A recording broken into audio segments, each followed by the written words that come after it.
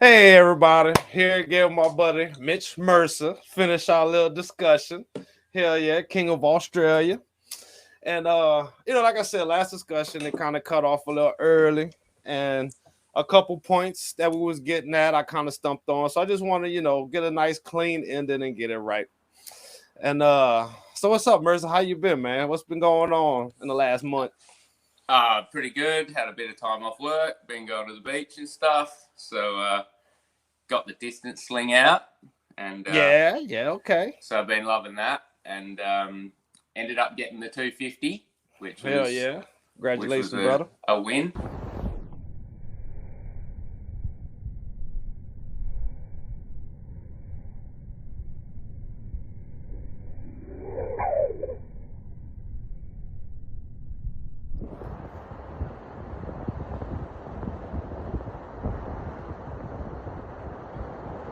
Oh yeah, baby, we got it done. That is over 250, guaranteed. It was pretty straightforward. I think it ended up being a 57-gram rock. Found 57 gram. Nice. Yeah, and like a running crow hawk or whatever, kind of Byzantine style, 44-inch big long sling that I got from Goober. Okay. Nice. Looks like dyneema. Yeah, it's a dyneema core with like a polyester outer. It's actually a really nice core. It's like stiff but like comfortable. Like some dyneema can be a bit too like slippery and stuff. So nice. No, it was one of those days where I was talking about that beach and went down there. There was no one around. It had a slight tailwind. Like I was like, all right, everything should be good. The sand was like pristine, so like no one walked on it. There was no divots or anything. And yeah, just went through a few throws and found majority of them around kind of, I'm gonna say like 180 to 190 kind of area. The first few rocks that I found. And then I found one just past 200, like 230, 220, somewhere around there. And I was like, oh, maybe that was the furthest one. Because I had two throws that I knew where they roughly landed. And they both landed in the same area. And I was like, oh, maybe that's the furthest one. And I was like, I didn't get it. And I was like, oh, I'll keep looking. And then like a good another 30 meters in front of that, easy. It was 250 all day. Like I reckon I stepped it out, and it was 268 small steps and 258 big steps, and I measured my steps. It should all be sweet on the calculations with that. And then I did like the old Google Maps references, and yeah, it's right 250 on point all day. Yeah. Hell yeah. Yeah, stoked on that one. Yeah, how did that feel when you found it? Because I'm sure you was looking, I'm sure it's not this far. And then you see it. I bet that felt good. The first one I found past 200 because like I kind of stepped it out beforehand and I had like a mark at 200. I was like, okay, like don't need to worry about looking for stones before this kind of thing, only start looking past here kind of thing. I feel that. And the first one I found, I was stoked. I was like, yeah, that's like a solid. It was my furthest throw that I found the projectile. I had a 220 that I found, but that would have been like 230-ish. And so I was like, sweet, well, it's longer than my, previous personal best. And then just thought, look a little bit more, and there she was. So I had it painted as well. Like I had a little bit like a mark, so I couldn't be like, oh, there's a rock and think it's my rock. I knew every rock that I threw had a marking on it. And now I've been weighing them beforehand, so I've got the weights on them written on like just random rocks. Sweet. Yeah, the reason I asked because I tried to make a video the other day and I just couldn't find them, and it was just so aggravating. So I know once you get to that distance, finding it is just great, man. Because if anybody tries a long distance video, that is the struggle. Yeah, the struggle is that no matter how good your filming angle is, it doesn't matter what you throw. No. Like if you're filming from behind you, like I'm slinging that way or whatever, and you're getting you can't tell. Nah, it disappears. The projectile disappears. It could be a 500 meter throw, 150 meter throw. So for like the viewing and what people want to watch if you're not a slinger, you don't end up with anything that's like crazy good looking in comparison to, you know, a 300 meter to a 400 meter throw. And then the other thing is when you're trying to find it, like if you're using anything like lead or tungsten or even steel, you know, stuff like that, that stuff just buries itself. Amen. Doesn't pretty much, you need to throw on like rock solid tarmac or, you know, rock or, you know, astroturf with concrete under it or something like that. And then if you're using stones, you'll get away with it on certain stuff like gravel and certain, just because it won't penetrate so hard. But then you're limiting yourself to how far you can throw stuff distance anyway. So yeah, the distance struggle is real. And then obviously having space, like you need a 1 kilometer safety zone around you. Yeah, the safety zone, you gotta have it. Well, one thing we learned about you is you love dyneema. And one thing I don't know if the people know what I know, which also makes your mystique so cool, being from Australia, surfer guy, is that you're a tree arbor. You know, so being a tree arbor, you gotta have the right material, or because basically it could be life or death. You know what I'm saying? Yep. And you love dyneema, so dyneema gotta be the best rope y'all use. Okay.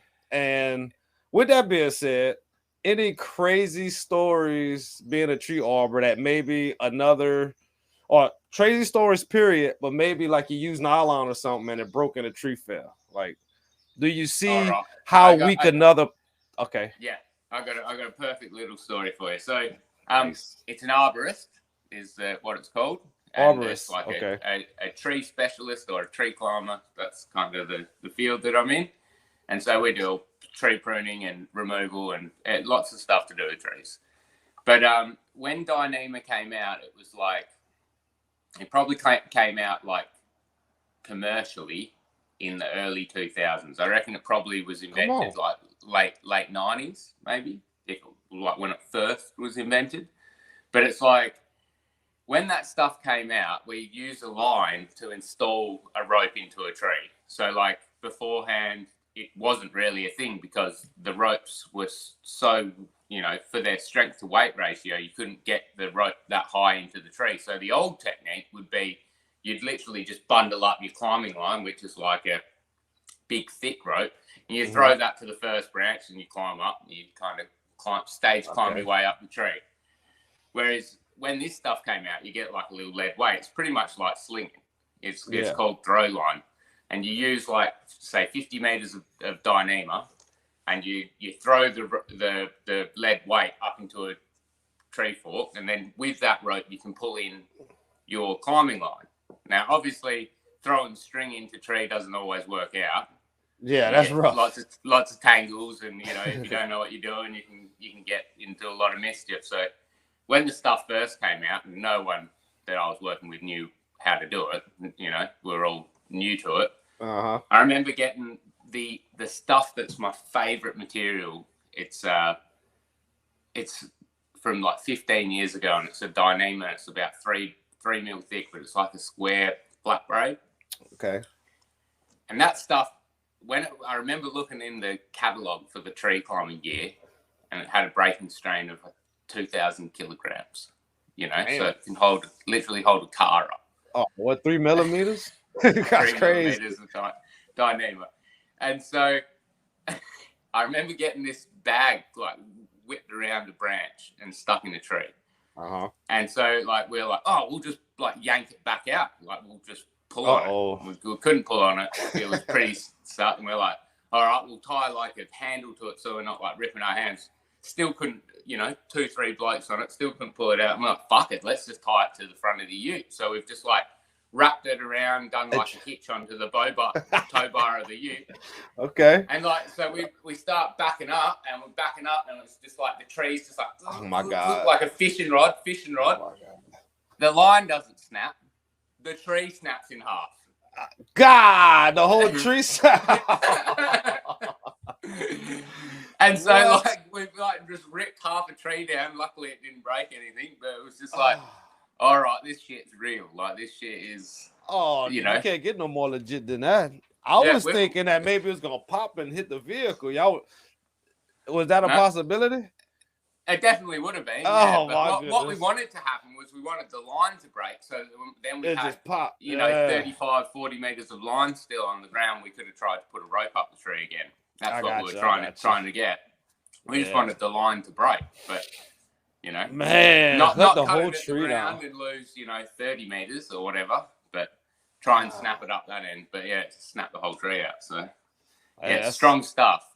But we don't use it for everything because it's expensive, and the properties of dyneema is that it's rarely static. So if you were to have something like nylon, I don't know the exact, so don't quote me on the numbers, but I'm just going to give you an example. Yeah, a little rough. So if you have like nylon and you have dyneema, just as two types of material, and you hang a weight on that piece of material, the nylon will have a certain amount of elongation, certain amount of stretch, and the dyneema will have less. But dyneema is almost completely static, so which means that it has no stretch. Yeah, no stretch. So it's not quite there. I think it's like maybe 1% elongation.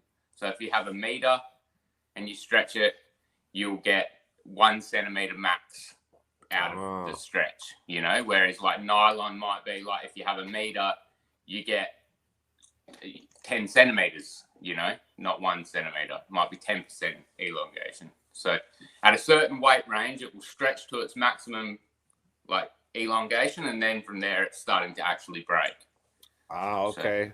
So I'm sure with that being said, I'm sure that it doesn't elongate, like you said, it probably doesn't shrink. You know, I bet you through a lot of wear and tear. Dyneema is really stable in that sense. Like like that's the downside of Kevlar for me, is Kevlar like soaks up water and does a lot of movement. Like it's not, it's quite static in that it doesn't have a lot of elongation, but when it's damp, it takes in moisture, and then the moisture changes the feel of it and the properties of it. Whereas dyneema, you can dunk it in water, like literally just put it in water, pull it out, it will feel almost identical to before. It's fully waterproof. The actual dyneema is like, it won't soak up any water. It will float on, like you can throw a full dyneema sling in the water, it should float. What? That's cool. Yeah. That's cool. Well, all right. Well, that brings me to this, because we talked about last time that that too long of a sling. Like I remember you said there's a dead zone between like 30 and 33 inches, which I went. Same for me, because I went through that the other day. I was trying my slings out. Well, one thing I noticed was when I made a new sling, I used a sling that I've been using a while back. And for some reason, I don't know, I guess when I've been making slings, I've been trying to make them the same size, and eventually they shrink a little bit. So the sling, the newest sling I made, you know, it was actually at like 54, you know, which, you know, I'm used to like a 60 or like a 58, 59 like you. And then I realized like I was with that 54, I can get in the groove easily, but not as easy as you. Like I was struggling and didn't really know it. You know what I'm saying? Because I went from too long to too short. Yeah. You know, and I think that was just the shrinkage of the sling. So I've been really watching how much my slings shrink now, or if they shrink. So my newest one ain't shrunk yet. But anyway, what I'm saying is, once I went back to my 58, man, it's just like everything got a lot easier. You know, everything got on point. Yeah. A little bit of shrinkage, I think it doesn't hurt you too much. But if you keep incrementing, before you know it, you'll be like, we are 59-inch slingers, but you give you like a 54-inch sling, you'll still be good at it. But being a little bit shorter than your normal sling, it's like you might struggle a little bit. So, well, I find with short slings are weird for me, because I feel like they give you a lot of feedback. Like you can feel a lot. Okay, before you go any further, let's say, what do you think a short sling is considered? Under what inches altogether in half? My ranges would be that definitely anything under 20, but for me personally, my feeling is anything under about 24 is 24, short. Yeah. 48, so 58. yeah. 48. Yeah. So anything under 48 is short to me. I feel the same 24 way. is kind of the start of a medium length sling, and then like 24 to probably 34 is like your mid range. Yeah. And then anything over 34 is a long sling. But yep, 100%. I feel that. And just like we were saying with the dead zone, there's also, like, I don't know, I'm trying to get together something where we can really like put in paperwork what how to find a good size. I know it's different for everybody, but I feel like for me, if I go over 30, there is a level where it's comfortable again, but there's that dead zone there, but there's also that dead zone between 24, 48 until what you're comfortable with. You know what I mean? Yeah. And it's like, see, this is something that Morphe and Archaic Arms have talked about with me before, and it's the oscillation. Okay, so like, imagine that you've got a string in your hand with a weight, right? Mm-hmm. And you're just spinning it around. You're trying to get it to like a frequency or a timing, right? That you feel comfortable with spinning it around. You're not trying to put too much energy into it to keep it going, and you're not struggling to move it. Get it around, yeah. You're kind of just comfortable. But now imagine that string can get longer, so you can just like let your fingers out, and it will get more longer. You'll be able to keep it going, but there'll be lengths of that fit to that frequency, to that timing better. Oh, okay. I like that. I like the frequency aspect. So, and I haven't tested this theory, but I don't know if you're seeing this guy's just popped up on YouTube I don't know how long he's actually been on there, but he's using real short slings. I think he's like Scottish or Canadian or something. He's in the ice. And he's using like like a 12-inch sling. Like, it's tiny, Yeah. Real short sling. And he's getting them zinging.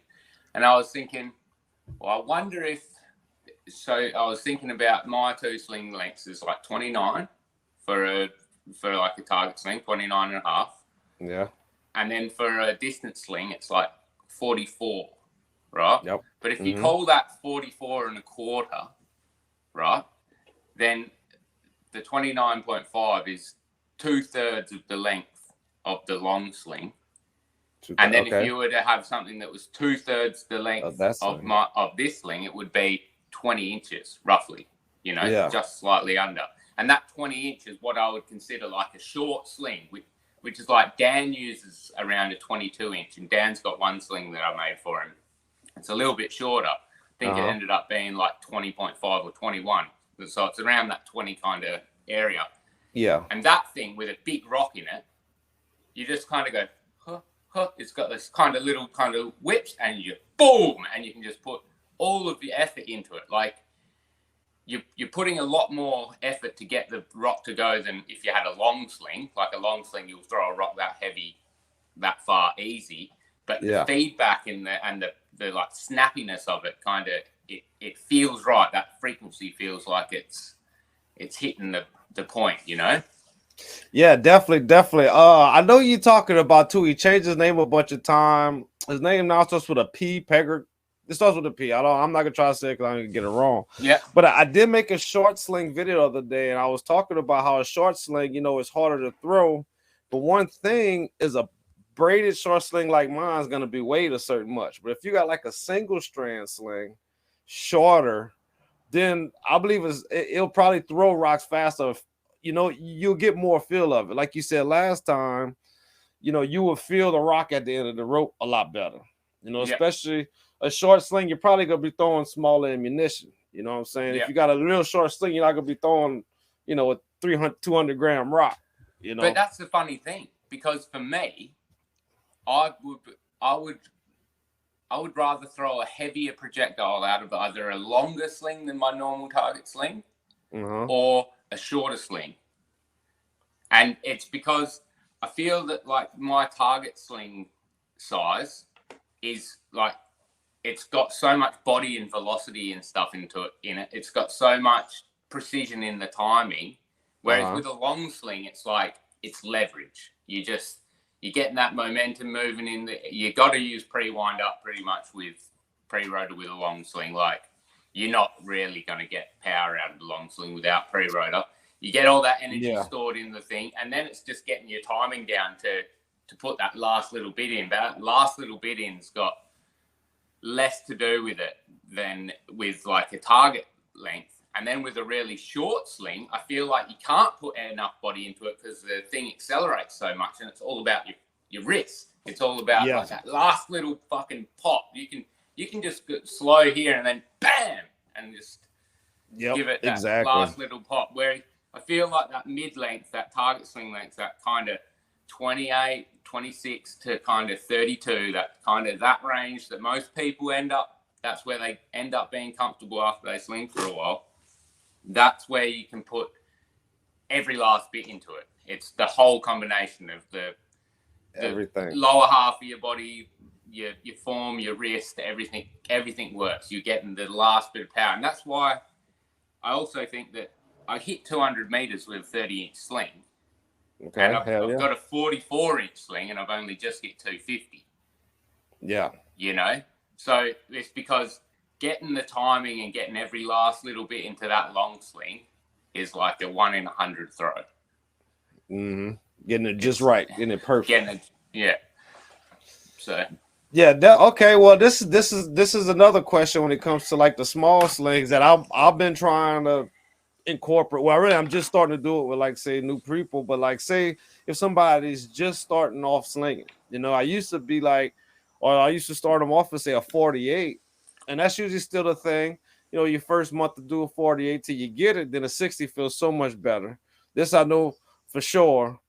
But I'm thinking maybe if somebody's just starting off, don't really know how to sling, do you think like a little bitty, 30-inch or 15-inch sling with like say a big pouch, you think that would be a good starting tool? Or it's still up in the air, I guess. I don't know. I would go to 20. 20 to start off? For 40-inch. I reckon that's a good length for because that timing of the power stroke is what some people don't find naturally, and they need to be able to find it. And to get that, they need to get the energy into it, whether it's one spin or pre-rotor. They need to get the energy into the sling, and with a smaller sling, it's easier to get the energy in there. So like you can have a less form throw. That's what I was saying about it catches up quicker because it's like a shorter sling. So they'll find that pop, and then once they get that pop, then they can start getting longer and longer. I said it to Dan years ago. I said most people will start with a short sling, they'll slowly get bigger, right, and then they'll get to a point where they've pushed themselves too far. Yep. They'll come back. And then that's when they go too short again, and then they come back, and then they pretty much find where they're meant to be. Then they find their right frequency. Exactly, because when you start, you're not really getting it. The shorter sling seems easier. You're easier to be accurate. You're getting more. Then you're like chasing a bit more power, and you get more power, and you're liking it. And then you push yourself too far where you can't. You're like, I thought more length is better. You realize that it's not. And then you come back to what you were used to, somewhere in that middle range. And then usually from there, you'll get an inch or two on top of that as your form gets perfected. Because I was sitting on a 28 or 27.5, 28 for a year. Mm-hmm.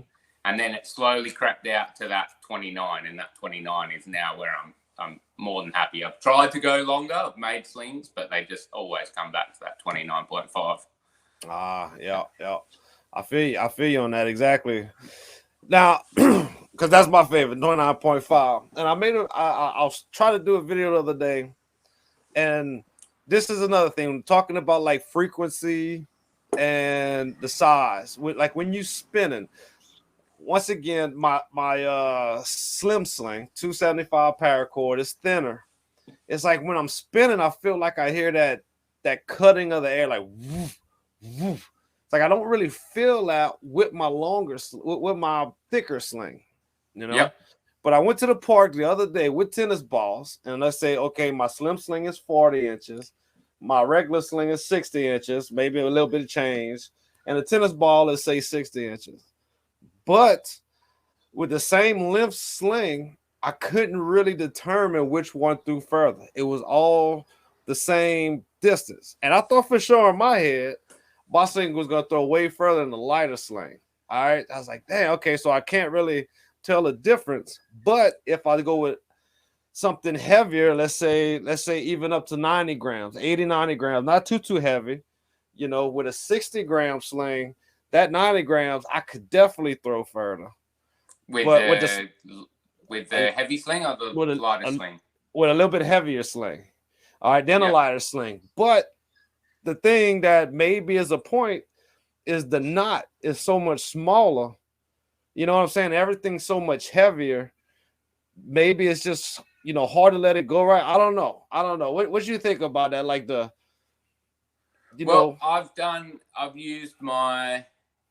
used my chronograph to try and get some data, and I've had conflicting stuff, but it seems that length for sure can give you some free speed.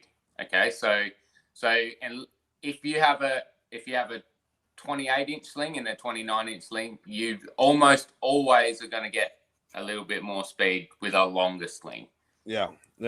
But also, I've noticed it with light slings, but it's more noticeable with denser projectiles, not the weight, because I did that ball thing, right? And with the balls, it's like they have like a max speed, right? And you can get it moving faster than the max speed, but then it just decelerates to like it just slows down faster if you get faster. You're talking about balls, like just in general. So like I can't really get balls. I got some ratings that I'm not sure of, but I definitely can't get balls faster than 50 meters per second. Like that is my absolute fastest I can get, like a tennis ball sized ball. And I've got a 56 gram, a 80 gram, and a 95 gram. So they're all different weights, but they're all roughly the same speed when I go out and test it between slings.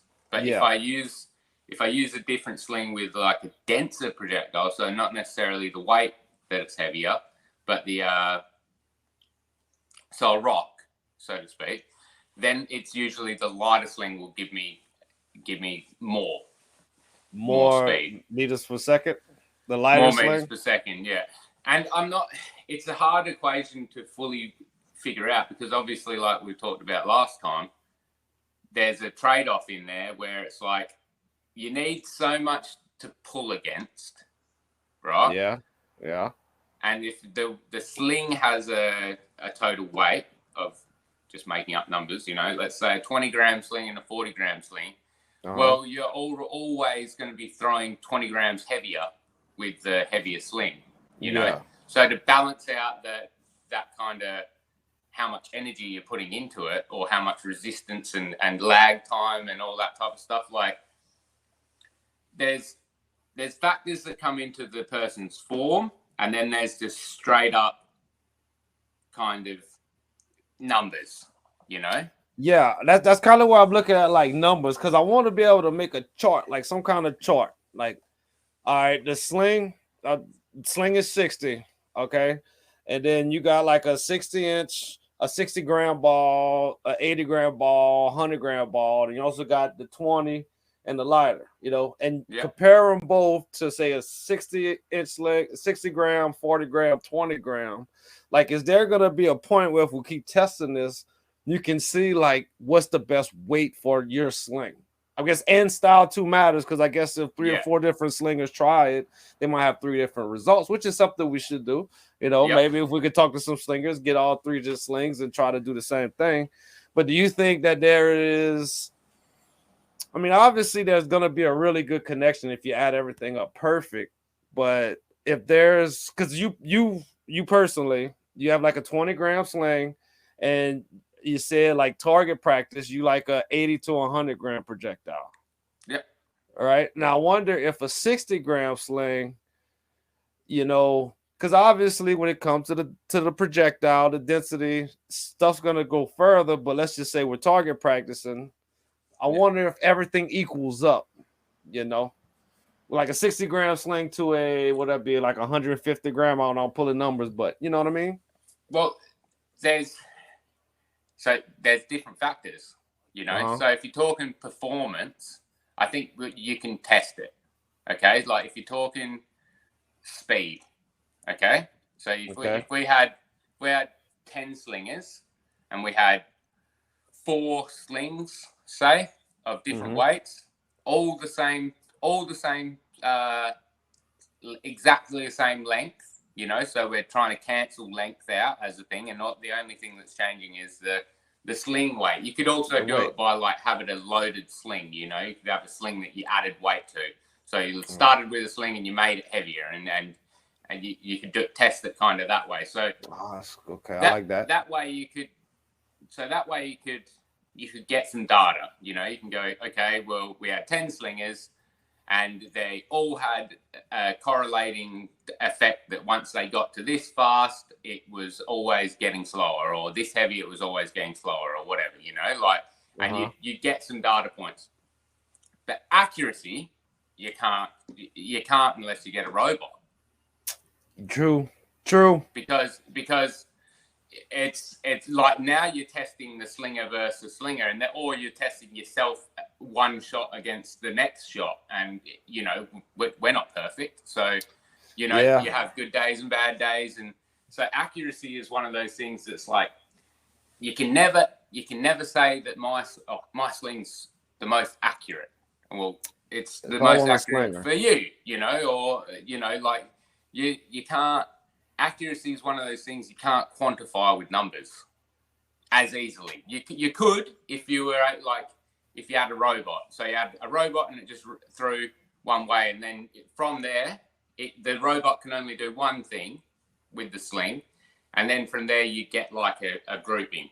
So how many times out of the 6,000 throws you made the robot do with each sling, how big was the spot? Did it just literally hit every time with every sling in exactly the same spot because the robot was perfect? And slings are actually the most accurate thing ever, except they're attached to a human.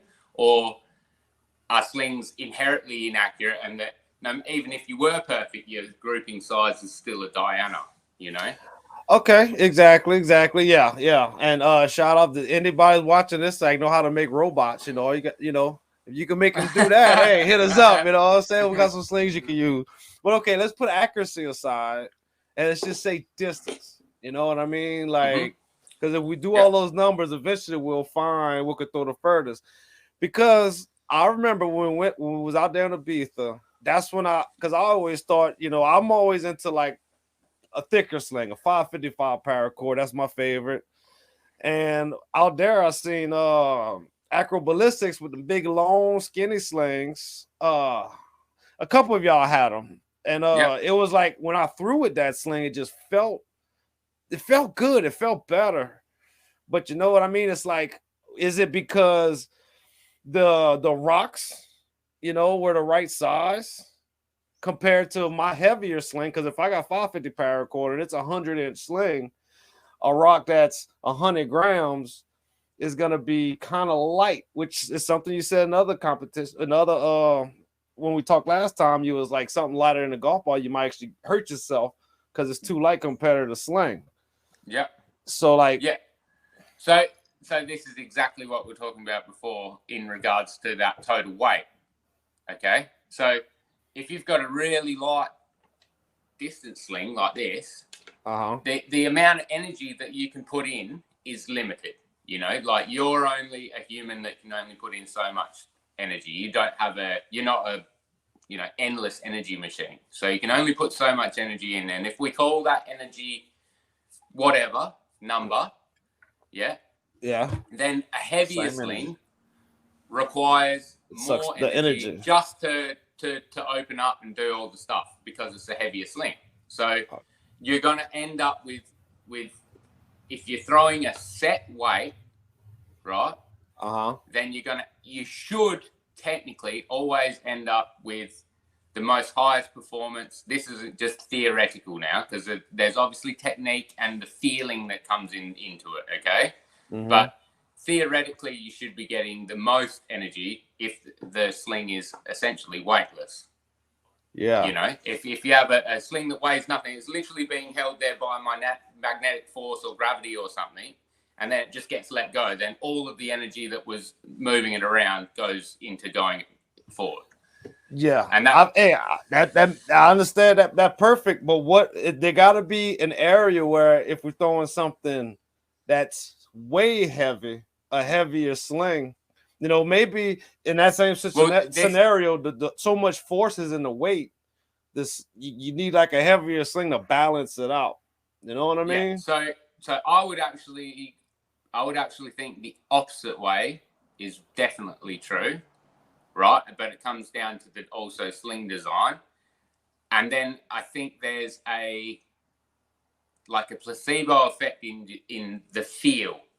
Okay, so if you have all of the weight at the end and you have nothing then you're literally trying to chase that path with your hand. Yeah, like you don't feel the rod. Like think of it like a stick or whatever. All you're feeling is the end. And so your hand and your timing and stuff, you don't have as much feedback to where the sling is. You know where the projectile is, but you don't know where the sling is. So you can't get the timing as right sometimes with a sling like that. Yeah. But if you have a heavy sling and you're trying to throw something light, then you should now you should have an advantage to some degree. Now, I'll try and give you a good analogy for this. This super light sling, if I put a table tennis ball, a ping pong ball in it, and I try and spin that around, it's just not going to spin around. Yeah. Like there's literally going to be too much drag. Yeah. There's too much drag force against it. I'm not going to get it to spin around. Okay. Yeah. And so with a heavy sling, you can get it spinning around. So therefore, as soon as you let go, you're going to end up with it being faster. And there is this bell curve that you're talking about. There is a definite, it should be going fastest with a weightless sling. Yeah. Yeah. Right. Okay.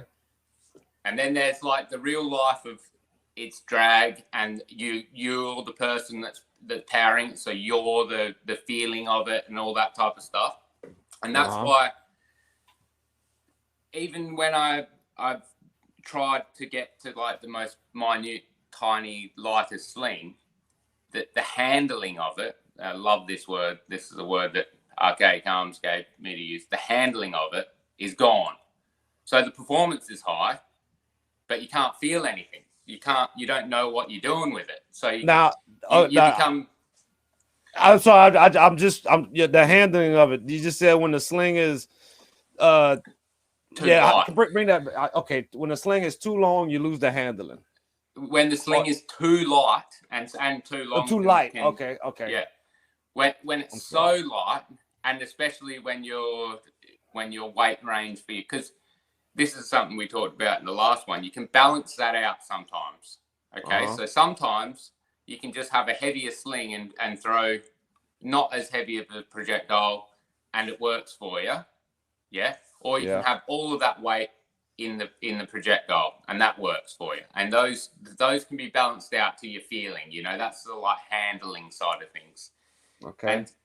And so like if you have a ridiculously light sling, when you don't have tension on it, so when you throwing, right, there's a moment when you're in rotor where you're not actually doing anything. You're giving it little whips. Yeah, it's not completely under tension the whole time. You're not like spinning with it. under tension. There's like a little pause moment. And if your sling is super light, when that projectile's essentially weightless, because it's spinning and then the tension comes out of the cord, right? The tension drops out of the cord. Mm-hmm. At that moment in time, you can't feel anything. Yeah. Right? Whereas with a heavier sling, even if the tension comes out of the projectile and drops, there's all the weight in the cord still that you can still feel. Yeah. Yeah. Yeah. So, okay. And that's that like handling thing that can, I would say majority of slingers like a heavier sling, or like what I would consider a heavier sling. You know, most like a kind of like a braided Balearic or a braided Paracord, and most people are sitting in the kind of 25 to 75 gram range. That's where most people like their sling weight, somewhere in there. Yeah. Okay, well, yeah. That makes perfect sense. Like I said, when I was out there, I felt it real good, and I just think that if you maybe, I guess, a good counterbalance or make it handle better would be like a light sling, but like a good knot to hold to. Because if you got a real heavy weight and a small knot, like sometimes that could even burn. But I guess if you got something nice and comfortable, it might help out a lot. You know what I mean? I have also, like, I don't know how much this is true, but I've thought if you had a little bit of weight in your finger loop. Uh-huh. So I haven't actually, this is another thing I haven't tested, but I'm glad you I was brought this thinking up. if you had a lighter or a really light sling, and you had like enough grip, like you're talking about, like a decent knot, but then you had a little bit of weight in just your hand. here. Yeah. Just a little bit of weight just here, just so you can feel the angle of where the sling's pulling from. Yeah.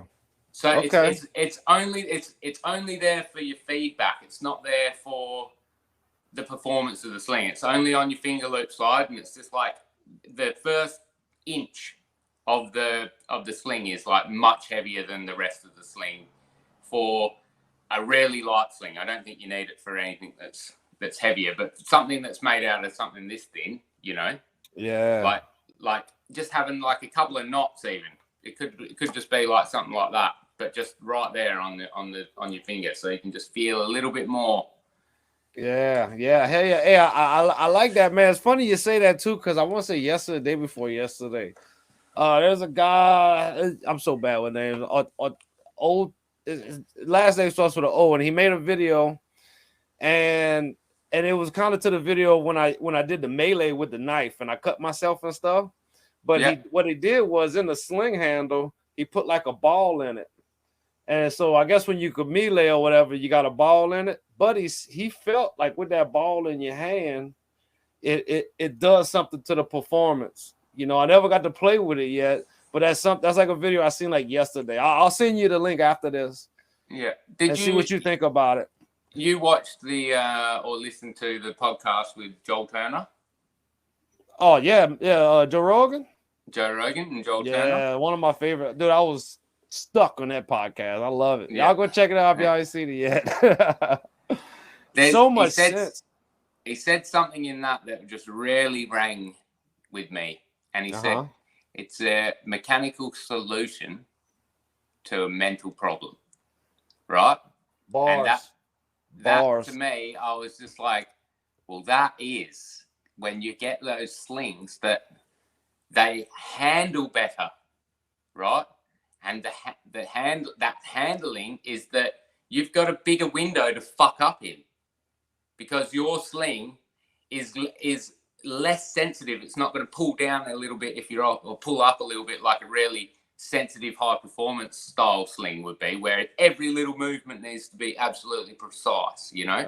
It's like that mechanical solution to a mental problem, because like we were saying with the robot, essentially I think if you had a robot that threw exactly the same every time, you'd just be like dialed, like it would literally just be going bang bang bang. I truly believe that a sling is an extremely accurate thing if it wasn't attached to a human, and I think that mechanical, so yeah, it's such a great line. Like everyone go listen to it.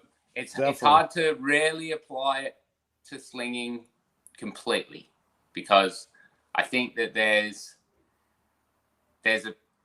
part of it where it's like, surely it's in your head, but then there's part of it where like you're just not thinking as well, and you always got to be open loop, like.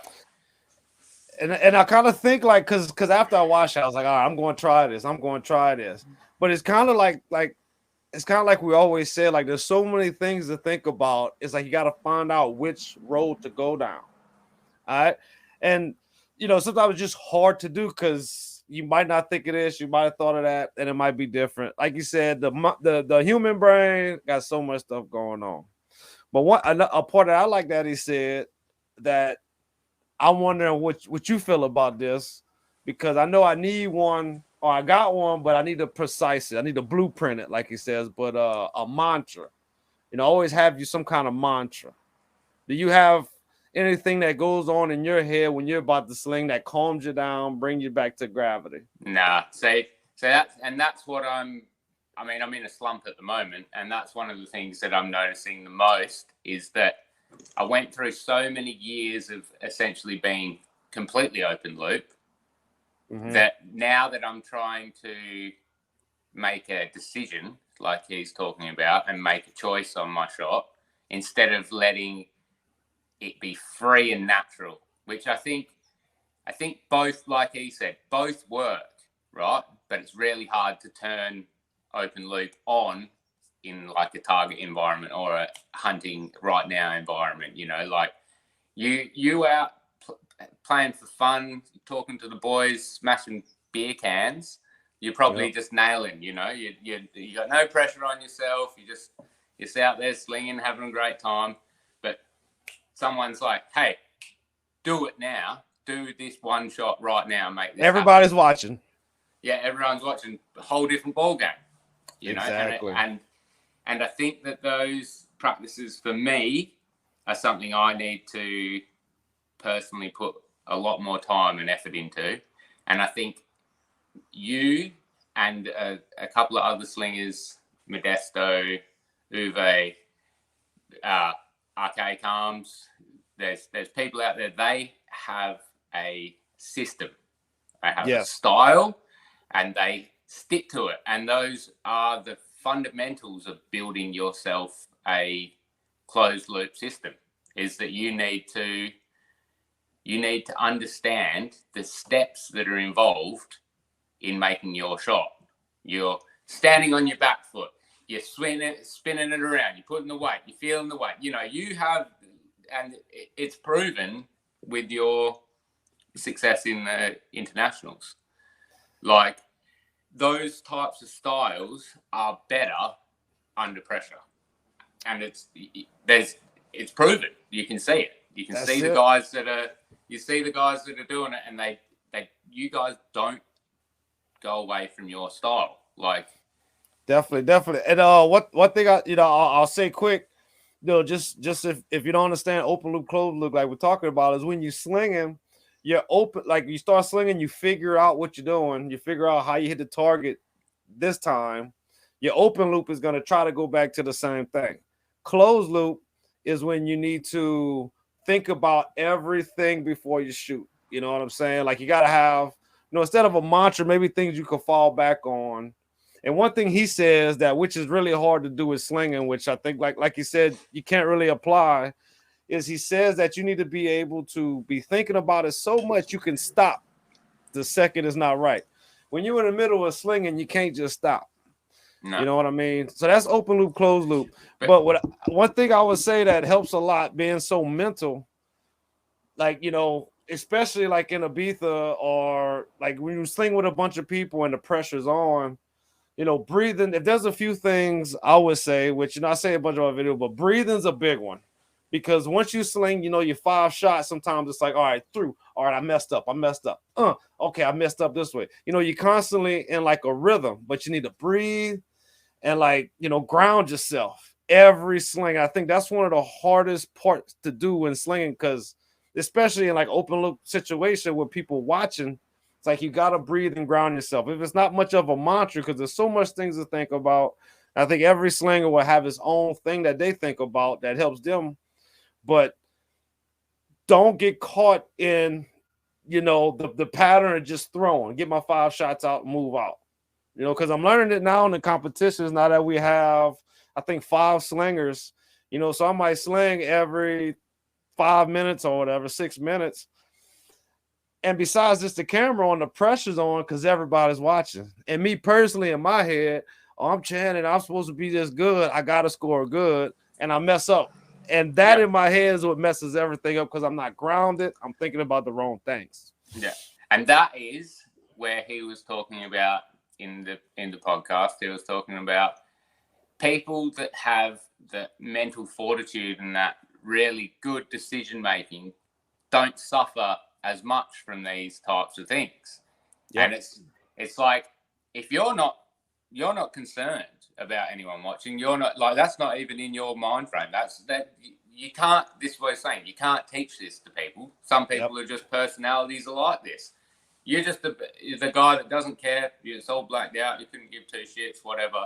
You're just doing it, and you can just be open loop, and you can just get up there and step up, and you're going to perform just as well. Thank you. But I think slinging is hard because when you start, you don't know what the fuck you're doing most of the time. Yep. Like, there's no book on how to do it for everyone. Everyone has their own little style, little change, body types, tall person, short person, overweight, skinny, muscly, not, there's all that comes into factors, wide shoulders, blah, blah, cold blah. weather, hot weather. Cold weather, hot weather, all that type of stuff comes into the style of how you actually do it. Yep. So that's the first problem, is we don't even know technically how it should be done the best. Uh-huh. And then from there, then you get to a point where you're hitting stuff, right? Yeah. But up until that, you had the reverse expectation that, like, well, this is really hard to do and I don't know what I'm doing. So now you're excited that you're hitting stuff. And then you start putting weight onto those shots. Yeah. And now those shots mean something. And that's when you go into, like, those waves like he talks about, like we've all been through. And they're hard to come out of. Like, you let your head run over your performance, and it's just like, it can ruin your day. It can shatter you. It break your ego down. So exactly. Well, okay, all right. So this is one thing I wanted to talk about because it's something I just discovered, and I've been teaching some new slingers how to sling, and one thing I learned is when somebody's learning how to sling, you got a certain amount of time to teach them to sling. After you taught them so much, it's like you just got to sit back and just let them figure it out, which I think is very unique. Like, I don't know, because I think golf is a lot like slinging, but I think or is that we just haven't figured it out yet. But once you get to a certain section, like, let's say we out there, we sling a little bit in a week and a half. Now I can't really tell you anything. I could maybe give you some tips later on, but it's like, why are you slinging?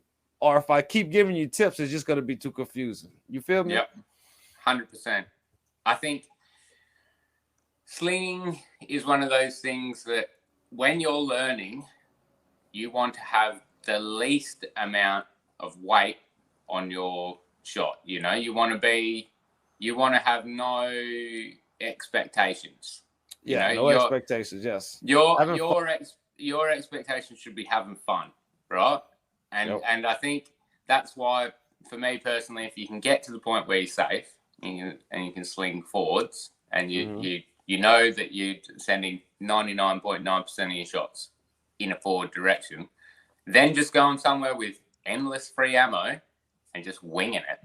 Yep, have fun. That's it. Just winging it, having fun, throwing power, trying to, hit a small target or whatever, just messing around. But no, don't go out and like be like, oh, I'm going to film myself and show everyone how cool I am, or whatever.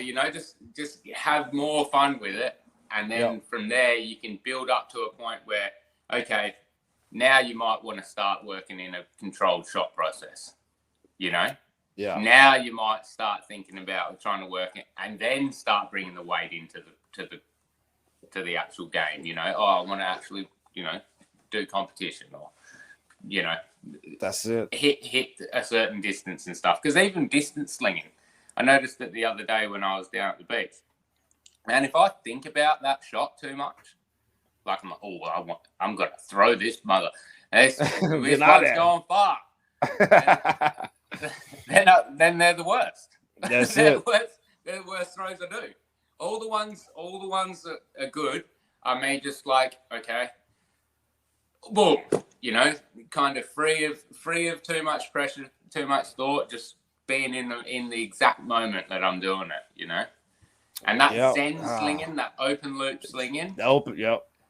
That's when most people do their best, but you can't switch it on. And that's the mental game of it is. And another good add-on to that is last week we did the online competition where some of us sat in chairs. Well, I forgot about sitting in the chair. And I just slung. I did bad. I scored like a 4. It would have been my worst ever. Okay. But, and I scored 4 at 13 and I think a 6 at 20. In the chair, I scored like a 8 at 13 and a 7 at 20 because I knew I was going to do bad. There was no weight on the shot. Amen. Yeah. And you can see it it's on Jenny's channel, but my last week sitting down, 0 at 13 meters. A lot of distractions, though. No, but this is the best part about that open loop, closed loop stuff. So I'm obviously thinking about it too much, thinking, how am I slinging in the chair? Like, how am I making this work? You know, putting too much thought into it. Neighbor reverses into the fence. Brain turns off. Just goes, hang on a minute, what are you doing? Next 2 shots, bang, bang. No, like, you're right. Yep.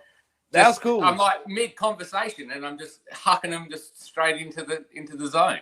You're right. That's perfect. Exactly. Yeah. So, because the mental game turned off, I wasn't talking to myself. The action became open loop again.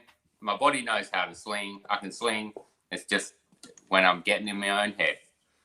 So. Man, that's so perfect. Yeah, I didn't even notice that till you just said it. You're right. Yeah. Is that not caring? I think what helped me besides the chair, I wasn't even throwing my normal way. So I really wasn't even trying because it's like if I try my normal way, I'm trying hard, but I was like, all right, I was kind of trying a new thing. And kind of like we said last time, like sometimes trying to do styles kind of gets you out that fog. You know what I mean? Yeah. And that was good. You're right. It's when you think too much, your body has time to throw in the wrong motor program. If we're going off of Joel Turner's kind of thoughts, and I think open loop is where you're going to actually perform better as a slinger because there's stuff you can't I can't tell you when I let go. Yeah. That's all subconscious. I'm not. That's not precise. I'm not like, exactly at this point I'm letting go. There's definitely feel to it. It's like throwing a ball. Like you're not thinking I'm letting my fingers go right now when I let go of the ball. Like you just throw it. It's like natural.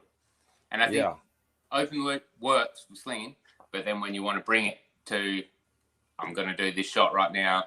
I'm in a target situation, hunting, whatever. That's when your brain has time to jump in and be like, let's go, Mersa. It's time to fucking show off. Yeah, exactly. Yeah, that's when stuff got getting real. Yeah. So, I mean, I'm sure people go. I mean, same thing like with a gun. I went rabbit hunting this weekend, and it's like, if you don't think, look down the barrel, put the bead on, and even though the rabbit's running fast, dogs running, adrenaline's off the wall, you gotta be calm and breathe. You just gotta get in that state of let all that go. You know what you're doing. Just put it in there. You know what I mean? That's like he was saying, I'm not a massive gun guy, but he was talking about basically the same thing. He was talking about playing around with shotguns and stuff and killing it. Obviously a lot of open loop scenarios, things moving fast, you know. Yep. Put him on a centerfire rifle with a target 150 meters away, stationary, couldn't hit the thing. You know, that's what he was talking about, and that's what he was. You know, when you have too much presence in your head and you're not making the decisions that, okay, I'm going to do this and bang, and it's all going to happen, you know, like when, I hope I score at least a 10 this week in the competition, or, you know, your head's off wandering. That's when it all goes to shit. That's it. Well, all right. I want to, you know, when I go slinging with Chris and Ray, and I was like, if y'all wanted to ask Mersa something, you know, what y'all would ask him. So I got a few questions for you. They go some kind of hard questions because, you know, and we might have already like answered them, but I just want to see what you would say with these questions. Okay. First one's an easy one. How long have you been slinging? 2016 July. First time building a sling. 2016 in July. Yeah. Well, this is what I just want to piggyback off that question. What got you into it?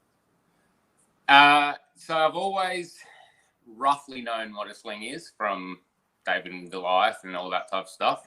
When I was a real little kid, I'm going to say like under 10 years old, like maybe 7 or 8, something like that. I remember I made a sling, like a piece of 7 or 8. Like piece of old boot or something and a string. I can't remember where I saw it. I would have seen it on some TV show or something. Yeah. I thought, surely that shit doesn't work. And I had one throw with it in my backyard, and I smashed this big metal door. Come on. Like, made heaps of noise, and I was like, I'm going to get in so much trouble. This thing is not fun. So, that was it. And that didn't pick it up again until 2016. That's when trouble was a thing. You can't get in trouble when you get older. But so 2016 we had a medieval dress-up party. Okay. And I used to play a game called Baldur's Gate on PC when I was a young kid, and in that you had slings were a weapon. Nice. And essentially I was just going off of the old Dungeons and Dragons rules. And I was like, all right, well, I want to dress up as this medieval character. What weapons should I have? And I was like, all right, I wanted to have I think I had a wooden club and a sling. And I was like, all right, well, I'll make a sling. So I literally made one out of dyneema. I had a bit of dyneema left over from like a tree thing. Yeah. And that was my first sling that I used for 4 years or something. Fully braided. The Mersa style. So I came up with my I came up with my own design after roughly watching a tutorial on YouTube or slinging.org. No, it wasn't slinging.org because I didn't find slinging.org for a year. Would have been on YouTube. Found some tutorial about braiding. Couldn't figure out what was going on, but obviously I know how to tie knots from my job. And I was like, I can do something better than this. This just needs to be like 2 strings with a thing in the middle. I was like, I'll come up with something. And I came up with the Mersa design, which is you basically come down, tie a bow line, braid the bow line, bend the loop around, feed it over the top so that you got a second one, chase it back up and braid down, and then it's just all one single strand of cord. So pretty straightforward in concept. To get it all perfect in like the lengths and everything right takes a little bit of finesse, but that was my first sling, and used that for, I want to say like 4 years. Maybe, 4 years would have been, I reckon. What? All right, well, check this one out. This is my first one. First ever. Little Paracord one. I started off, I already knew how to make like all kind of crazy knots. So it's some kind of bunch of square knots, single strand, and look at this pouch. You know, I want to throw some big heavy stuff. First video ever, man. That's when I fell in love with slinging. I'm surprised I still got this thing. Yeah. But hell yeah, man. Okay. You were like 2017, eh? 2018. 2018, yeah. So my first year of slinging, I had no idea. And my friends used to make fun of me because they could, for a whole year, I had no slinging.org. There was like 2 or 3 videos on YouTube that I could find, some like David Morningstar and stuff like that, you know. Mm-hmm. Nothing really that was giving me enough feedback to teach me how to sling. And it would have been a year of just sucking so hard. And I had my friend Ruben, he could just throw a ball further than I could throw with a sling, and it was just devastating, you know. I was just like, oh man, I suck. And then found slinging.org, and then off the slinging.org, I found a tutorial to throw figure 8, how to throw figure 8 style. Yeah. And then I threw figure 8 for quite a while, and then slowly from there kind of developed into Byzantine and every other bloody style under the planet that I throw these days. I was throwing like pre-rotor Balearic yesterday. Yeah, I'm right. Can't make my mind up. Yeah, man. Yeah, that's kind of something I said in the video the other day, because after us talking, I really thought about it. Like, sometimes you get so focused on the style, it's like changing something kind of excites your brain a little bit. It's like, oh, it's something else to learn, you know, something else to play with. Yeah. You know, I'll recommend everybody learn, you know, different angles of throwing, you know. Oh, at the end of the day, there's all kind of styles, but you know, over the top is probably there's not too many people that throw over the top. I mean, I'm sure there's a lot, but I don't know. Most people is like a sidearm, underhand thing. I just think it's a good strategy to try all of them. Well, I think when you're coming over the top, like an over the top style figure 8, especially figure 8, I think you have more conscious aiming. Yeah. Yeah. You can think about your aiming more. Yeah. It's much harder to get elevation and angle when you're coming across here and link them all together. When you have the over the top, you can almost keep it in an alley, you know, and then it's just getting your elevation, your up and down, getting that right. Yeah, and that's something I'll stand behind 100%. But literally yesterday, my cousin A City was like, because I was telling him I throw side on, but I can't get the aim right. And he was like, that's how I feel over the top. I can get it right like you said, Tom, but I can't aim. You know, that's just another representation of how it's so different for everybody, you know? Yeah, well, there you go. Yeah. Because I really struggle to consciously aim with anything. Like, I know what I want to hit, but I'm not like, I'm it's not the same. Like when I'm throwing over the top, I'm kind of thinking from like here, you know, whereas that's perfect. Just, that's perfect, because that's I definitely want to talk about this. And this is the other question I had that came from Kurtz, because when he first asked me the question, I was like, it was hard to answer, because it's like in the spin, or when do you decide to throw? You know what I'm saying? And I'm learning, like, a lot of slingers, new slingers, it's like they watch how many times I spin it, they focus on how many times they spin it, and that's like a focal point. Like if you say I'm spinning it 3 times, you're like, okay, you start your throw when you be like 1, 2, 3. You know, me, like I'm guessing it's pretty much like you. It's like I'm spinning it, and then when I'm about to throw, that's what I'm about to throw. You know, like and like you was just saying, this is what I want to come to, is like you just said, like when you're going over the top, you're thinking about back here. But one thing I just thought of was like when I'm going over the top, think about it, start it when you're coming this way. You know what I'm saying? Like, you know, that kind of, once I learned that, it helped me out a lot on 13, just because it gave me the timing. Is I don't have time to think from here to here. I got time to think from here to here. You know what I mean? Yeah. And that's also that weight. So feeling the weight. Yeah. Like your pull is like that, you know. You have you know, watching people in real life is completely different from on videos. You can see so much more in people's styles and how much like the little finesses and angles of everything work. And you have quite a large open power stroke. Like you get a lot of what's the travel time in your power stroke. You know, it's not like a short little snap. Yeah, it's a lot of time, and it's got a lot of body, lot of lag angle in it. You know, you're getting a pow into those shots. And it's kind of where the baseball comes in. Goober's the same thing. Goober's same way. And Archaic's, especially with the long sling, like I've got a video on my channel, slow-mo video of Arcade, and his power stroke is starting when his hand's in front of his head here, and he's like dragging it the whole way here into the like what I would consider the power stroke. Like he's loading out here, like he's dragging it backwards. He's got lag angle on it that early, and it's something that you can replicate, but perfecting it is a contortionist thing. Like I'm not flexible enough to get all the shit to happen. My shoulders and hips and everything start dying on me. So it's definitely good body momentum, and like if you bring it to like baseball, if you look at every batter, no matter what, before that ball comes, they're gonna lift that front foot. Yep. Every pitcher before they throw, they're gonna like do a wind up. There's a timing in all of it, you know what I'm saying? And that timing is really you just building up the power to just put everything in it. Like you'll never see a batter if you don't use the lower half of your body. You don't do that timing, you'll never hit a home run. I never hit a home run in high school until I learned you gotta have the lower body.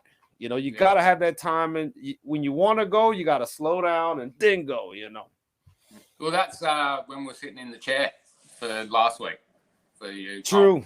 100. I had no lower body, and I was finding myself like I was hitting to the right a lot because I wasn't getting that kind of twist that I wanted, you know, and the lower half movement. So it's all connected. There's so much going on in slinging. Like you can have just a 10-inch sling and little wrist movements, and you'll get stuff moving, and you can go to a 48-inch sling and fucking put your whole body into it, you know, like there's so much to it, so much personal preferences. Hell yeah, I think I might have talked my way out of your answer to the question. So whenever you slinging, when do you decide to throw? Or is it just because I know that's a hard one to answer. I couldn't answer it until I really thought about it, and that's the only thing I could think of. So I'd say that it's different between styles. So I have a style where I hold it behind my back. Yeah, you've been using that a lot. I've been liking it. And the one where I hold it behind my back, I'm deciding to throw when I let go. Like that. Nice. That is the motion. The motion starts, and that's the whole reason I designed that or started using that throw is I wanted to throw that is like you're throwing now. Like this is the start. This is when you let go, you're throwing. And I find the same with figure eight because I hold figure eight out in front of me like this, and I let go. And as I start letting go, I'm concentrating on my motion into the throw. And so that's all deciding to throw. Byzantine's weird, especially when I'm letting it hang. So when I'm letting it hang, sometimes I rock it back and forth. Sometimes I'm like, you know, just one time back and then into it. And so that's a bit harder for me to answer. But I would say that I'm kind of conscious for the pull in a Byzantine. Like the kind of wiggly stuff that's not pre-rotor, but like the kind of feeling the weight and stuff, that can kind of vary quite a lot. But the decision's kind of from behind me from here, pull into the shot. Okay. And then with any pre-rotor style, man, that stuff gets in my head because if I drop into a pre-rotor, I kind of have this like natural thing where I go for like 3 rotors. But if I start thinking about it, I can fucking rotor for 10 rotors, 20. You know, I get all in my head too much. That's why I struggle more with pre-rotor styles because it gives me too much time to think. Yeah, I got you. Yeah. You know, exactly. So like when we're talking about open loop and closed loop, pre-rotor style is a more closed loop shot. You can make more decisions and be conscious of, okay, I'm doing, and that's easier to bring to the table in a competition or in a scenario like that when you know those motions and you're consciously making those decisions. But for me, it just gives me more time to freak out. Yeah. You know, okay. I'm best at like just throw the bottle up and hit the bottle. Yeah. You know, exactly. don't think about what style you're throwing or how many times your bounce shot. You threw the best Greek style you've ever thrown. Because I had to. That's it, though. You know, you weren't thinking about it at all, and you just went with it, and that's when that open loop stuff comes in where it's just natural and that natural. And that's the reason I tell everybody, like just practice different angles. You know what I'm saying? And then, you know, it's just gonna come. Like, and now, I don't know. I've just seen figure eight so many times, but now that I heard you say drop it, I can see it every time. I don't know why I always thought you had to throw it up. You know? Nah, so there's a really good tutorial. I think his name's Brian Grubbs, I think, on YouTube. Figure eight tutorial. He's like a military American guy. And he shows you, he has like the position of his arm. He holds the ball out and he shows you that there's one motion here, there's one motion here, and there's one motion here.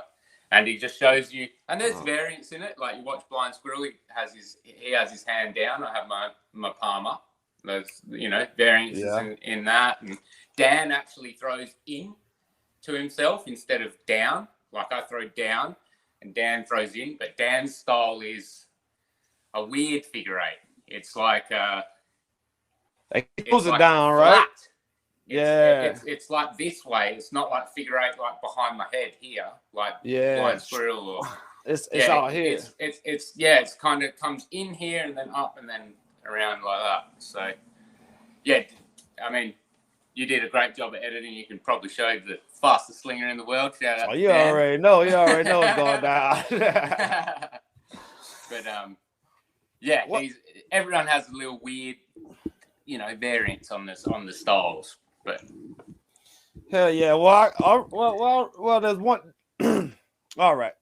So usually when I'm doing lives, there's these little bars up here. When the bars are going off, my live is really slow. So hopefully this record is just like it looks right now. But so I just, you know, we keep talking forever, but I got one more thing I want to ask you. My next video coming out before this is going to show that I'm trying to start like a free online training class. All right. Like I want to try to do like maybe how we doing now, or maybe they just show me a video and I can help them out and, you know, just see how it works. And what I really want to do, I really want this to be like where you can send me a video and I could tell you some tips. And I was wondering if maybe I could send it to you and you have tips. And then somebody have at least different slingers to see what's up. You know, right now it's totally free, but if we could actually figure out the way to teach people with slinging, you know what I'm saying? Like, because there's all these charts. Mate, if we get enough people that want my advice to pay for me to go to Ibiza, that's fine. Let's go. You know what I'm saying? That's what I said. If we could get people, you know, that actually, you know, learned it and liked it, I'm sure there's a way to do it. And one thing I'm learning is I throw different than most people. So, you know, I need to spread it out to other people, see what other people think. Because I hate when I make a video and it might contradict what somebody else says. It doesn't mean I'm right, they're right, I'm wrong, they're wrong. It's just different ways of doing it. And I think you're learning, it'll be more helpful if different people try it out. I think that there's a bunch of us that are more than willing to help, you know, people out in the community. That's what we've been trying to do. We want to spread the word of slinging and get more people into it because it's simple, it's fun, and you know, the more that people are into it, the more it's beneficial for all of us. I'd love to have Ibiza every weekend with, you know, a bunch of people in my hometown having fun, shooting targets, you know, distance, whatever it is. Like, I think the sporting side of slinging is good for people as well. Like, you don't need to be the best athlete to get into it, you know. You're like, anyone can kind of do it, and everyone can anyone can do it theoretically, but it's hard. That's the bit that gets everyone, is that you're not going to be getting results, you know, day one most of the time. So, but you will get results if you go out there and like say you bring you a couple of balls and you go sling at a target and you stay out there. I don't know, hour might be too long, but you stay out there an hour. You know, that's better than going walk a mile. You know what I'm saying? Because you throwing, you picking up balls, the cardio's there. It's a lot more. It's Yeah. You know, got health benefits to it, and it's on the mind. So you could literally meditate for an hour and get healthy and good at slinging. You know, that's one reason I really like it. And if you get obsessed, there's there's physics and all sorts of stuff you can get to go into rabbit holes crazy. On. Yeah, densities and volumes, all sorts of stuff. Yeah. Hell yeah, man. No, it's I'll be down for it. Like I want to. It's hard to instruct someone else though. Sometimes it is. It is. That's why I feel like I need help. And like I said earlier, like I feel like there's a window of somebody's trying to sling to learn something, for them to get it right. And like say if you learn it in a window and you learn this type of way, you still know the slinging, but then you figure out this part of slinging. Now you might like this more. But with that window, that first learning of slinging, I think it'll be a great opportunity to be like, yeah, I want to learn how to sling it. And I'll say something. And I'll be like, Mersa, what you think about this? He'll be like, all right, I think this could be done. And just see what the feedback is. Who knows how it's going to work. I only see it being positive, but, that'd be awesome. And I would appreciate it. And that's what I'm trying to do. That's going to be my future plan is to see if people want to just, I always want to do a training course. Like I think in person, I could definitely train you better, but I just want to see online if it's even possible. Yeah. Yeah. No, I'm down. Let's do it. Hell yeah. Well, that's the plan, man. So what's up, Mersa? So Mersa Slings, Instagram, YouTube, anything you need to plug, anything you want to Oh man, yeah. Go check him out. I remember when I was about 700, 800 followers away from any type of monetization on YouTube. So, no, bro. Chuck us a follow on YouTube if you find us on Insta, whatever's going. I'm not too fussed. I'm only slinging for fun. So, hell yeah, everybody check it out, man. Because I remember when we was out there, you was like, man, I'm not really into the making slings things. I just like having fun, and everybody loved listening to you. I'm definitely not a sling craftsman. Like I make a pretty badass noodle or seatbelt sling, but I am not a crafty braider or anything like that. I'm on those functional yet simple kind of sling designs is what I can build, and I'm not. Some of the craftsmanship and work that you guys do is just like awesome. Like I love the practical paracord style braided sling, and I've got some thin cord. And I was like, oh, maybe I should just make like a braided, sling in that style with really thin cord. And now it's just like, I'll just get Channing to make it. yeah, man. I definitely got a care package coming because I'll probably won't do it justice, Oh, bro. And that's why I love it, man. Like I'm in the game, I'm trying to make a product, build a business, and you're in the system, not the system, in the community. You're real deep in the community. Like you're the reason a lot of the slingers came out here. You're definitely a legend, Mersa. I appreciate you coming on the line, and maybe we'll definitely go do it again soon. I'm thinking maybe next month I might try to get somebody from the online competition, or maybe somebody else, and maybe we could talk if anybody wants to. But I really want to say I really appreciate you, brother, man. Appreciate you too, mate. You do a lot for the community. Really appreciate you putting on the competitions and stuff and making all the content. You're making slinging accessible to a lot of people. So, great shout out online competition. Thank you, brother. Online competitions. If anybody wants to join, you can join. It'll make you a better slinger. And like I said earlier, we're going to start trying some virtual online training classes. Once again, thank you, Mitch Mersa. I'm glad you made it today. Hope everybody liked what they seen today. If they did, don't forget to like, subscribe, tell a friend. When you do, tell them hit that notification bell. Ding! Practical paracord. You don't want to miss it. Keep you entertained. You know that we talking slinging. Catch them in Louisiana, Sling King. Find them down south, slinging giants like it's David and Goliath.